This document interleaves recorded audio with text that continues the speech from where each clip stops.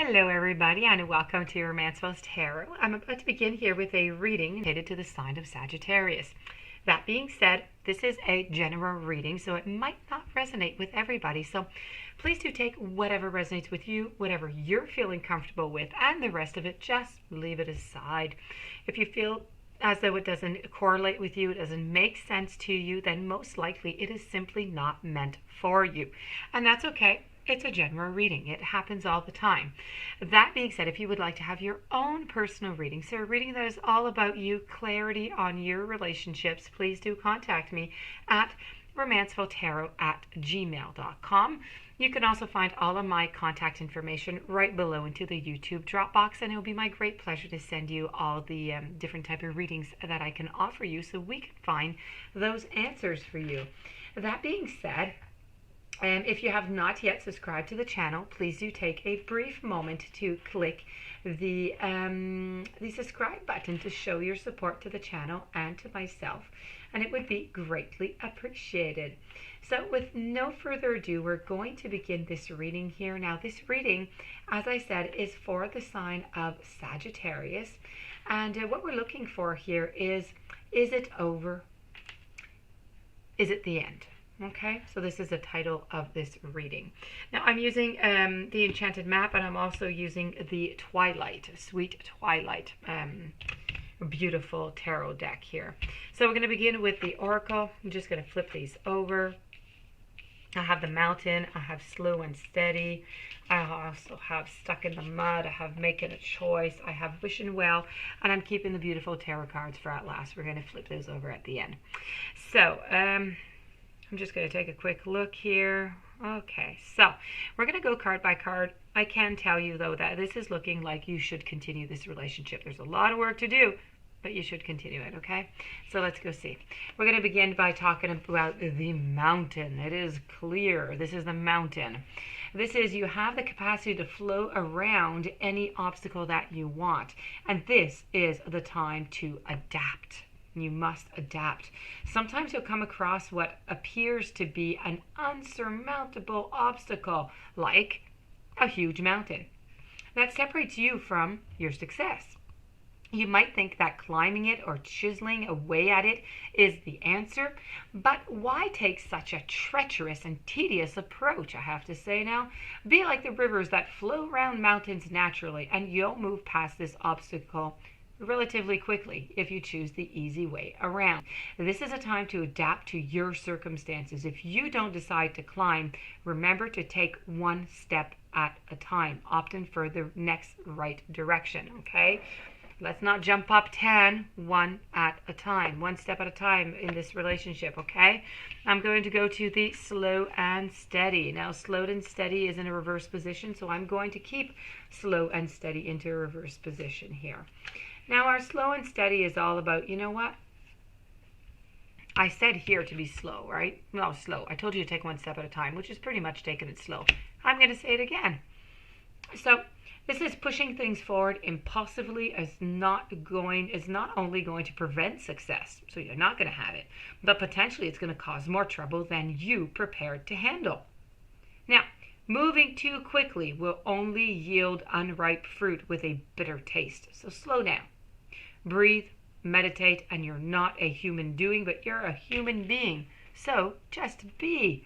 Everything will work out if you can apply the brakes and become more aware of what's happening in this moment, okay?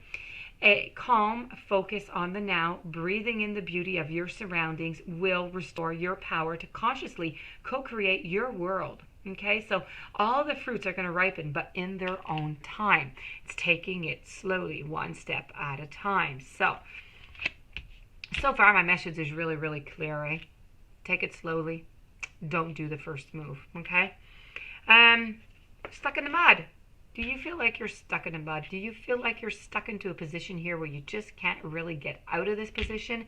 You feel as though you've been there for quite some time. You don't even know how you got into this, this predicament of being stuck in the mud.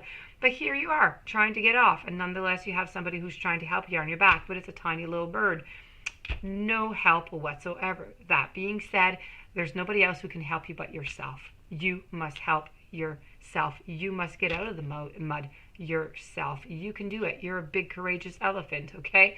So that being said, I am talking about the card here. That being said, this really does depict the situation at the moment of just being stuck into a position where you don't really know where to go, and where somebody keeps telling you, be stagnant, don't do anything, right? What you really need to do is just to reflect upon the relationship as it is, and then go forward with one little step at a time, baby steps, so you don't get stuck in the mud, okay? So you're not stuck in this kind of predicament over here, because that is just not interesting for anybody. We're going to move over to making a choice. Yes, there's a choice that's going to have to be made. You're going to make a choice. Your partner's going to make a choice. Now, I'm wondering, are you going to make a choice and go into the same path? That is going to be completely up to you. I do have to say, by looking at this reading, I only have one question, plus I have one card, plus I have 3 tarot cards to flip over, but quite frankly, I'm not worried whatsoever. I do truly believe, I'm not saying that this is the love life, it's your love for, the rest of your days. I'm not saying it's a twin flame. I'm not saying it's a soulmate, none of that. I am saying that this partner, if you do want to do a little while longer with, it is very possible, very viable. I'm not sure, though, that this is going to be very long lasting, okay? But so yes, your answer here is yes, you should stick around. It's not over yet, okay? I have over here the wishing well and the wishing well. What do we do with wishing wells here? We wish on something, okay, that we would like to have. But what's very, very important when we're doing the wishing well, now I ask you, what's important is to ask the universe exactly what it is that we need, okay? What we want, but also what we need. Now, make sure that whatever you ask to the universe is actually viable. Make sure that it is actually possible, that you can actually receive it. If you're asking for love from somebody who's already taken, well, chances are the universe is not going to send it to you, because you're hurting somebody else into the process of it. So really make sure that whatever you're sending out as a message is fair for everybody concerned, and it is something that is plausible. So that being said, we're going to go over here and we're just going to flip these beautiful tarot cards over.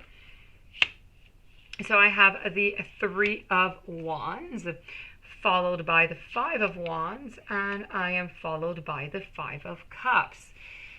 So the 3 of Wands here, quite frankly, is all about hopes, okay? It's about promises. It's about the promise of a new day, okay? This is, and as each challenge shows our chase of the sun, we can pause. We can reflect on how we've come, all the way to here, to move to here on feeling renewed, okay? This is the 3 of Wands. The 5 of Wands, well, you went into a little bit of a battle here, okay? But you're working together. I really feel as though you and your partner are going to be working together to try and solve this problem. That being said, there's going to be some conflicts. There's no doubt about it. You've even got the wands up. There might even be somebody else who's going to come in and, discuss in your relationship or try to be a mediator or something. But there is communication. I see that there is communication, but I also see that there was a little bit of boredom. Perhaps there was some boredom into your relationship and you need to ignite that flame over again. And over here I have the 5 of Cups. Well, the 5 of Cups is really, it's times when our hearts feel empty, like we've lost that which is really most dear to us.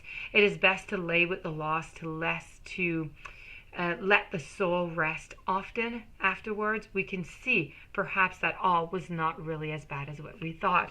So quite frankly, I would have to say definitely that this is going to be a yes. Do stay into this relationship. There is something to do. There's a little bit of stagnation, but there's an overall of wanting to work together, having a certain, after a little rest and everything, gaining back and realizing what it is that we lost. So I figure like by this little pause that you're having here, you're actually going to slowly kind of reignite the flame, if you want. They're going to wonder, they're going to, ask themselves any questions where you're at or what you're doing or, what's going on. They're going to be interested because they want to know what's going on because they still do love you. But that being said, this is really a moment for you to rest so you can get back up and then you can go and win with success this relationship.